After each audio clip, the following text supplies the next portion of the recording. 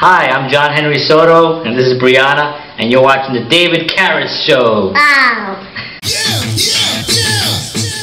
Renaissance man. I'm a Renaissance man, super art like Superman, flying like I'm Peter Pan, see my people and we never land. What's up and welcome to the David Carus Show. I'm David Carus. I've got an incredible show lined up for you, and I want to get it started with a huge literary figure, Ernest Hemingway. He was born in 1899 in Oak Park, Illinois. He developed a real passion and love for writing when he started writing for the school newspaper. When he finished up with high school, he went right to a job working with the Kansas City Star. It was there that he picked up the beginnings of what would turn into his style of writing, keeping the language bare bones, getting straight to the point. World War I came into full effect. A young Hemingway wanted to actually be where the action was, so he enlisted with the Red Cross to be an ambulance driver in Italy. He got injured and was out of commission for a while, injuring both of his legs.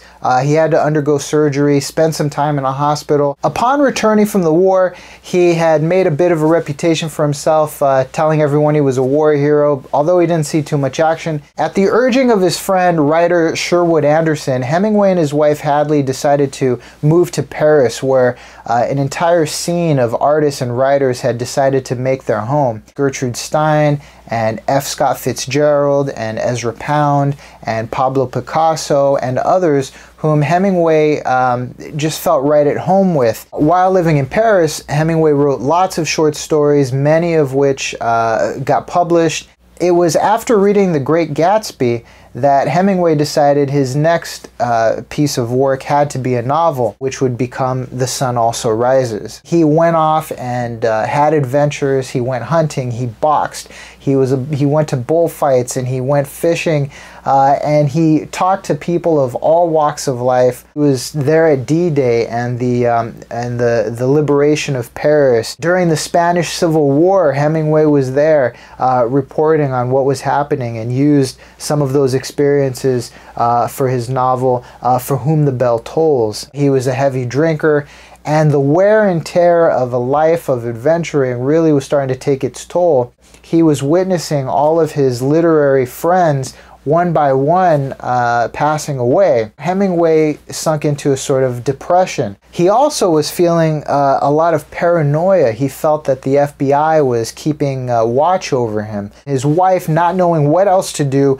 turned to, unfortunately, the Mayo Clinic. They put him on psychiatric medications, and believe it or not, they made him undergo more than 15 electric shock treatments. By the time that they were done with him, he was a very much ruined man, and within 2 days of being released, got a shotgun and actually killed himself. Despite the tragic way that his life ended, his entire lifetime was spent really seeking to enjoy the most out of life. Ernest Hemingway will always remain one of the biggest figures in literature, and for sure lived an amazing, incredible life. Okay, now it's time for movies, and I have a modern day science fiction classic, The Matrix. The Matrix came out in 1999. It was written and directed by the Wachowski brothers, who at that time had only had a couple films under their belt, and when they pitched this idea of this big movie with these innovative special effects, the studio was a little hesitant. So what they did is they hired a couple comic book artists to come up with a shot-by-shot, scene-by-scene, completely pictured out book of 600 pages of what the movie would actually look like, and that was what sealed the deal. An interesting note is that the role of Neo was originally offered to Will Smith, who decided to pass on the role to go make Wild Wild West. Perhaps the most well-known special effect innovation that the Wachowski brothers introduced was the sort of bullet time shooting method. Now, the Wachowski brothers were really ambitious because what they did was they were able to inject philosophy and spiritual themes into an action film that audiences were actually able to really get into and completely get behind. For the first time in a long time, people were actually asking themselves these really deep-rooted questions. Am I dreaming? Am I in the Matrix right now? Run to get it. If you haven't watched it, you might just be still in the Matrix. But check it out, one of the greatest films of the last 25 years, and definitely a masterpiece. It's time for music, and I have one of the greatest albums of all time, Joni Mitchell's Blue.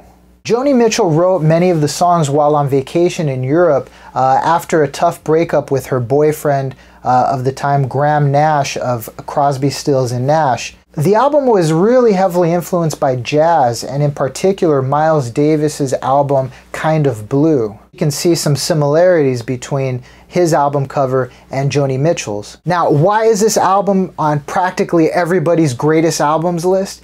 It's because it is soul-bearing, heart-wrenching, emotionally driven, stripped down, bare bones, beautifully done music that is sort of like the epitome of what a singer-songwriter would strive to do. She took her struggle, she took her loss, she took her heartaches, and she made something incredible and moving and beautiful out of it. It's only 35 minutes long, but is filled with 10 songs which are completely spellbinding and incredible. You'll want to keep hearing these songs. It's an incredible masterpiece and a wonderful album, one that you really need to have. Now it's time for a work of art, and I have one that stands as a symbol of freedom across the world, the Statue of Liberty. It was the idea of a couple guys in France who they were looking at the American Civil War,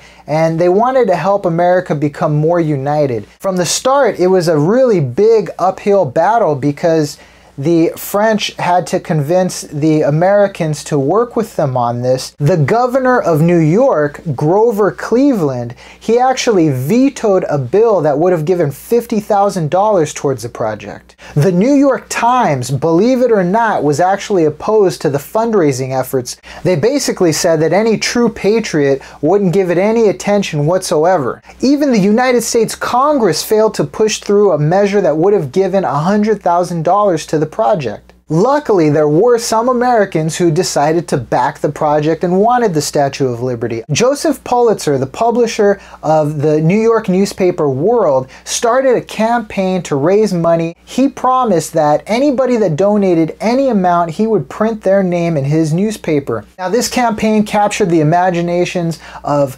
lots of people, many and most of which were poor, struggling people who didn't have a lot of money to give. They raised $102,000 from 120,000 donators, 80% of the money coming from donations of less than $1. After many years of fundraising and planning, the Statue of Liberty was finally dedicated in 1886. There was a huge parade, the first ticker tape parade.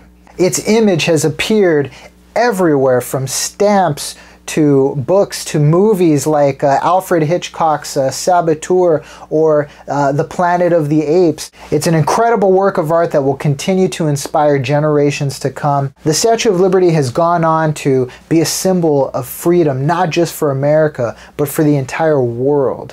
I want to thank you for watching this episode. I hope you like these stories. Make sure to subscribe to this YouTube channel so you can get new episodes delivered right to you and notified right away when they come out. Click on the little like button, like the video.